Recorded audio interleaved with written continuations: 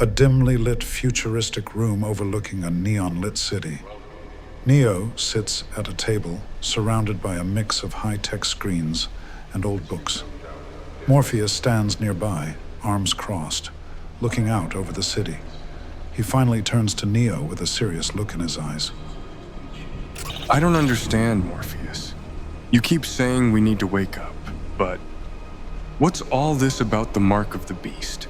How does it fit into everything? Morpheus, standing near the window, looking out at the city, says, The mark of the beast. Neo. It's not just a symbol. It's a plan. A deception designed to control mankind, to turn us away from the truth. It's something that's been hidden for centuries. I don't get it. I thought the mark was just some chip or tattoo, something we can see. How does it relate to worship? You see, Neo, the mark is much more subtle than that. It's not just about a physical mark on the skin.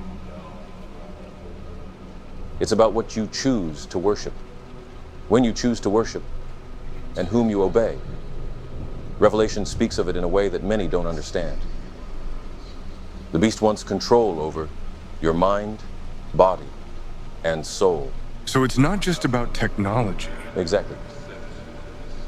Revelation says the beast will force people to take a mark on their right hand or forehead, right? But it's not just about a visible symbol. It's about who you follow. The real deception is in the day of worship. You see, the true day of rest, of worship, is the seventh day, the Sabbath, the day God set apart. But Satan's plan was to shift that. You're saying Sunday isn't the true day of worship. That's exactly what I'm saying. Sunday isn't the day that God designated for worship and rest. That was changed long ago by those who wanted to control people's worship. The seventh day, or Saturday, was always meant to be the day for rest and honoring God. But over time, Sunday became the substitute. The beast's influence turned the world away from God's command. But how does that tie into the mark? By changing the day of worship, they subtly change the allegiance of people. They get you to worship on a day that's not the one God intended. It's about altering the foundation of truth, little by little. When you follow the world system, when you follow a tradition that doesn't honor the true Sabbath, you align yourself with the beast's deception. It's a way of subtly marking you. You don't even realize it, but you're complying with a system that's meant to control your soul. And that's why Revelation warns about the mark. So, if I understand you right, the real deception isn't just about some future event. It's about the system we live in now. Worshipping on the wrong day is a part of it. Exactly. It's all part of a larger deception, Neo. The beast doesn't need to mark everyone physically. He's marked your mind, your soul, through the traditions of men. Once you realize that, once you recognize that truth, you begin to break free from the system. That's when you truly wake up. So, the choice is about more than just a day. It's about freedom from the system, right? Correct. It's a choice between the truth of God's word and the world's system. The beast wants to deceive the nations, to lead them away from the true worship. But once you see the deception, you can choose the true path. The truth is out there. Then it's up to us to find it. Yes. The truth is always there, Neo, but it's up to you to choose whether you'll follow it or the deception. Wait a second. You're telling me that everything we've been talking about, the mark, the deception, the false worship, it's all part of something much bigger. Yes, Neo. We are living in the final moments, the time when everything that's been set in motion is about to come to its climax. The end of time as we know it is drawing near. And there's a reason for that. If you understand the timeline from Adam to now, it will give you a clearer picture. Timeline? What do you mean? Think about this. Neo, from Adam to Abraham, it was 2,000 years. Then from Abraham to the time Jesus was baptized, in AD 27, it was another 2,000 years.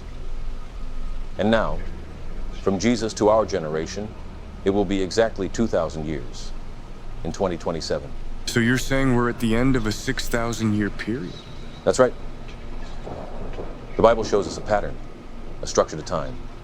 In the scriptures, 6 days of work, followed by a 7th day of rest. This reflects God's plan for human history.